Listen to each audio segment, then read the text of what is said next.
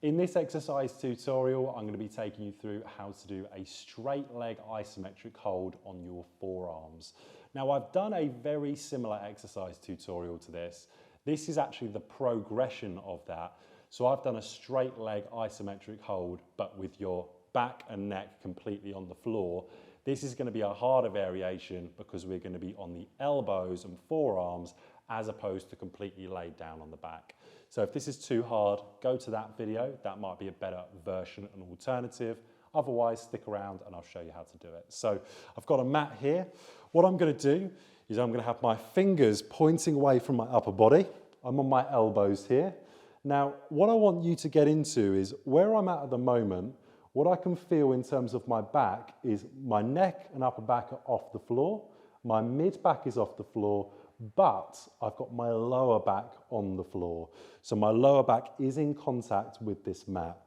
I bring one leg up, the next leg comes up, and I hold that position whilst keeping my lower back on the floor. Now, let's say, for example, when you're doing the exercise, the lower back comes off the floor.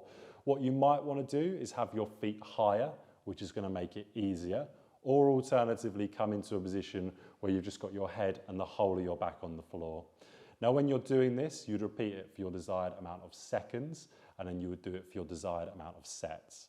Let's talk about what the isometric part means. So when I come into my position, and I want to come into my first set, I'm creating a contraction on my core right now. So I can feel my core, got my legs and knees nice and straight.